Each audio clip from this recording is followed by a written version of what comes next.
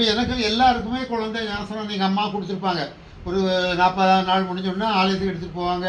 3 மாதத்தில் கொண்டு போய் பேச விட்டுவாங்க. அப்போ அது ஒரு ஞானஸ்நானம் அல்ல. நமக்கு அப்போ நம்ம ஞானஸ்நானம் என்று சொல்லுகிறார்கள். ஆனால் ஞானஸ்நானம் என்பது நாம் ஞானம் வந்த பிறகு பெற்றுக்கொள்வது. நாம் முழுவதும் பாவம் மன்னிக்கப்பட்டு நாம் ரட்சிக்கப்பட்டு ஆண்டவரை தெய்வமாக ஏற்றுக்கொண்டு நாம் பாவத்தில் மரித்து நீதிக்கு உயிர்த்தெழ வேண்டும். ஆண்டவர் அப்படித்தான் உயிர்த்தெழுந்தார். அதே போல நாம் உயிர்த்து எடுத்துக்கொள்வதுதான் அந்த ஞானஸ்நானம். அதன் பின்பு ஒவ்வொன்றாக நாம் மாற முடியும்.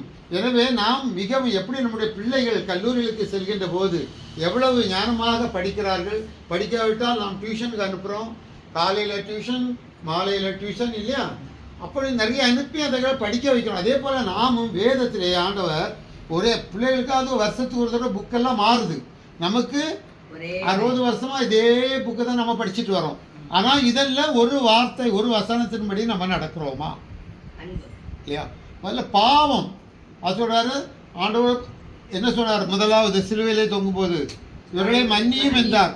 அப்படின்னா நாம் எத்தனை பேரை மன்னிக்கிறோம்? அப்போ அந்த மன்னிக்கிற தன்மை நமக்கு இருக்கிறதா இல்லையா? அதன் பின்பு அன்பு, ஒருவரிடத்தில் நீங்கள் அன்பு கொள்ள வேண்டும். அப்படியானால் வேதத்தை நாம் படித்து ஞானஸ்நானம் பெற்றுக்கொண்டு ரட்சிப்பை பெற்றுக்கொண்டால் வேத வசனங்களின்படி வார்த்தைகளின்படி நடக்க வேண்டும்.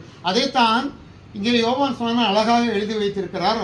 இயேசுநாதர் இப்படியாக சொல்கிறார், நீங்கள் ஆபிரகாமின் பிள்ளைகள் என்று சொல்கிறீர்களே, அப்படியானால் அவருடைய கிரியைகள் உங்களிடத்தில் இல்லையே.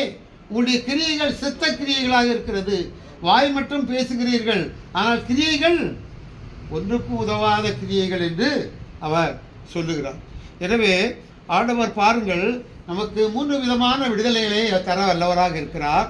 முதலாவது ஆக்கினையிலிருந்து விடுதலை. ஆக்கினை என்றால் என்ன? ஆக்கினை தண்டனை. அவனுக்கு ஒரு ஆக்கினைன்னா தண்டனை கொடுக்கப்பட்டது இல்லையா? அதை நாம் பார்க்கின்ற போது இதே யோவானிலே 8ஆம் அதிகாரத்திலே அங்கே தெளிவாக எழுதியிருக்கிறதை நம்மால் பார்க்க முடியும். பாருங்கள், அப்பொழுது 8ஆம் அதிகாரத்திலே எழுதியிருக்கிறது, விபச்சாரத்தில் கண்டுபிடிக்கப்பட்ட ஒரு ஸ்திரீயை வேதபாரகரும் பரிசேயரும் இயேசுவினிடத்தில் கொண்டு வந்து அவளை அவர் நடுவே நிறுத்தி, போதகரே, இந்த ஸ்திரீ விபச்சாரத்தில் கையும் மெய்யுமாய் பிடிக்கப்பட்டாள்.